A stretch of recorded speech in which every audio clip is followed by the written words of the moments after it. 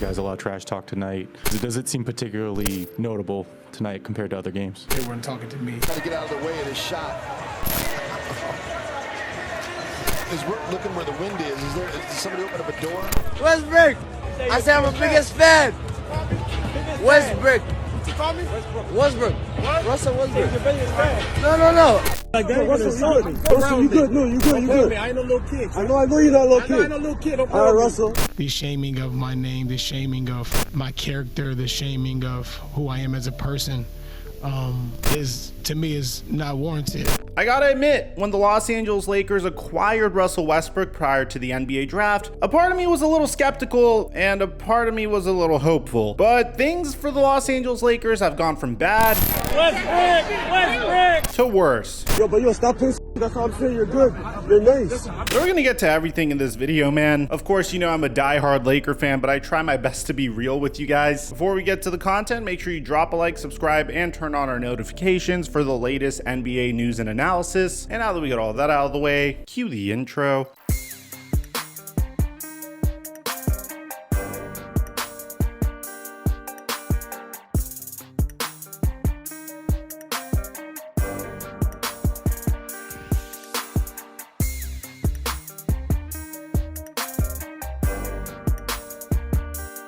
I think we could all agree on one thing, and that's that banks are extremely sleazy. I mean, they charge like $35 for overdraft fees. They'll charge you for opening a checking and savings account, and they definitely don't give you cash back on debit card purchases. Pretty much, a bank is trying to take money out of your account, which is why I partnered with Albert. Unlike banks, Albert's actually going to save you money. Instead of just opening up a traditional savings account and hoping that you remember to put some money into it, Albert looks at your income and expenses and sees what money you could save. They offer 5 to 20% cash back from places like McDonald's, Starbucks, and Walmart. And the best part is they have your back so much that they'll spot you up to $250 when you need it. They'll pay you up to 2 days early. And most importantly, they'll help you manage your money with one of my favorite features on the app, Genius, which is a team of financial experts that Albert has that they call geniuses that will look at your situation and help you come up with a plan and answer any of your questions if you get stuck. And right now, when you go to albert.com/TFM and open up a checking account and connect a qualifying direct deposit, you'll get $150. That's albert.com/TFM to download the Albert app,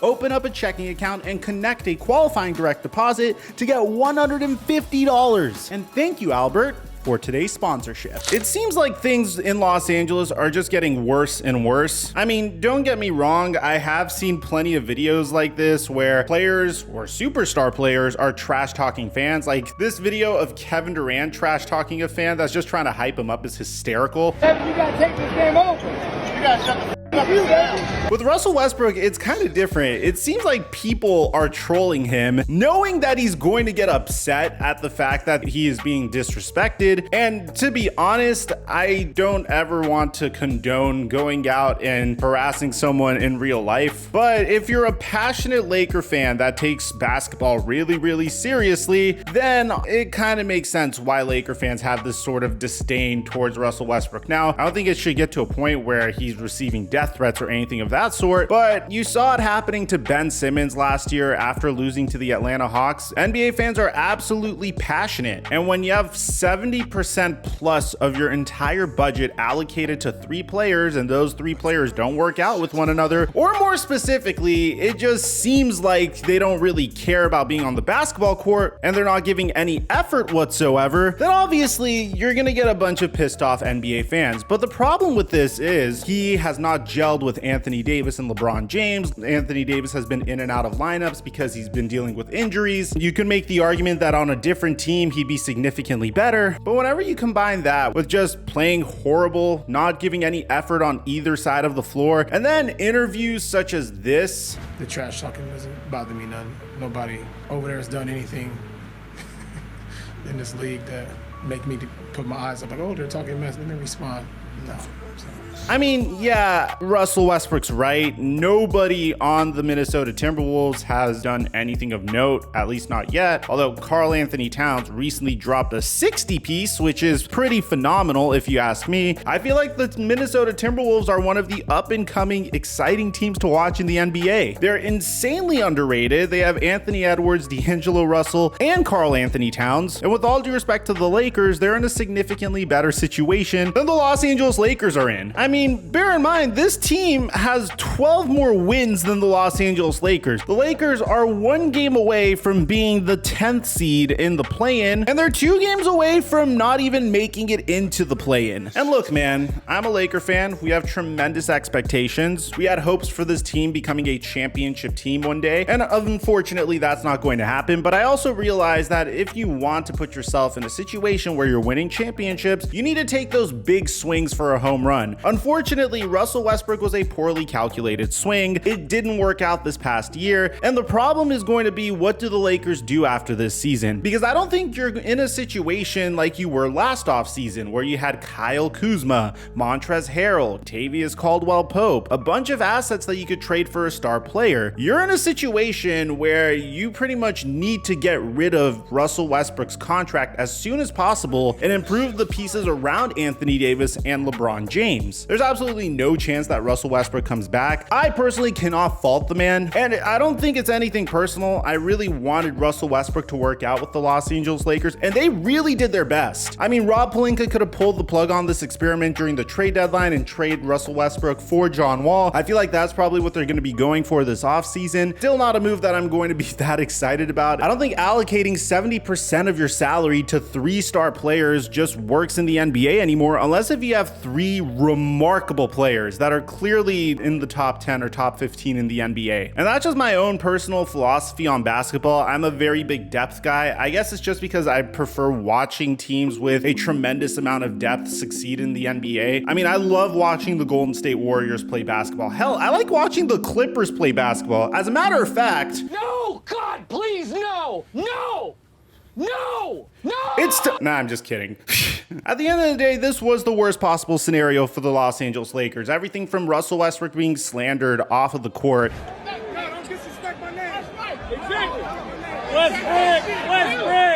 To LeBron James calling out his teammates on television. Up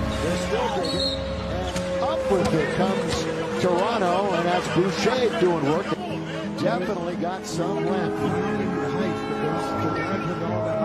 At the end of the day, this was a very interesting experiment. LeBron probably thought, hey, between Russell Westbrook, Anthony Davis, and I, we got this. We have Russell Westbrook that could handle the majority of the ball handling, and I could play off of him. But whenever that doesn't work out, LeBron James immediately resorts to what has worked for him historically, and I can't really blame him. And that's being the primary ball handler and dominating and creating for his teammates, which is fine. It's basic human nature to revert to what works. Unfortunately, that takes Russell Westbrook out of games, and now you're playing 4-on-5. You couple that with the fact that the Lakers were so confident in this big 3 that they decided to essentially pay a bunch of veterans the veteran minimum as their complementary pieces. I mean, watching Trevor Ariza play basketball, man, just with all due respect, really depresses me. He's clearly an end of a bench type of guy. Watching Dwight Howard, yeah, he does have some nice moments where he catches lobs and he does give good energy, but this is clearly a team that is so devoid of depth that it's actually depressing to watch at times. Don't get me wrong, Carmelo Anthony has been remarkable this year. Malik Monk has at the very least earned himself a pretty big payday and is probably going to cash in after a good year with the Los Angeles Lakers individually. And I feel like that's where most Los Angeles Lakers players are currently. I mean, LeBron knows he's not going to win a championship this year. He tried his best, it's not working. He's chasing the scoring title. I don't blame him. At this point, LeBron James is doing whatever it takes so he could create a resume that makes him arguably a better player of all time than Michael Jordan. Now, do I think he'll ever get to a point where he could say that he's better than Michael Jordan? With all due respect, no. And my reasoning for that is primarily because Michael Jordan took basketball, a sport that wasn't super relevant, was kind of relevant, and really put it on the map, put it on the stratosphere, and made everyone care about it. And I think that's the reason, in my opinion, he's the greatest of all time. It transcends what he did on the basketball court. Now, if you want to talk about just strictly on the court, we could could have a different discussion for a different day, but that's how I define the greatest of all time. That's something I need to make a completely separate video on. Ultimately, the Los Angeles Lakers probably are going to be a play-in team. It's going to be very ugly for them. I am projecting maybe they make it to the 10th seed. Afterwards, they're going to have to figure out a very creative way to shed salary from Russell Westbrook. At the end of the day, I think it was worth a shot because I've always wanted to see Russell Westbrook in a Lakers jersey. It unfortunately didn't work out. Now, my question is, what type of scenario needs to happen for Russell Westbrook to be on a championship contending team? What type of team could be built around Russell Westbrook's skill set that will allow that team to be a contending championship team? I can't really think of one, and this is no disrespect to Russell Westbrook. I see him as a very high-end sixth man in like a year or two. I feel like his skill set would be remarkable for coming off of the bench, getting you some easy assists, getting all of his teammates involved, getting some easy points, and that's dependent on his ability to consistently knock down a jump shot from the perimeter. And I think that's the main reason why you've seen him struggle so much so far. He hasn't even been able to do that. Let me know in the comment section down below what you guys think about all this. Hopefully we're gonna have some better days ahead for us as Laker fans. In the meantime, I highly recommend tuning into Memphis Grizzlies games if you want to watch some truly remarkable basketball being played. Aside from that, I'm your boy Mike.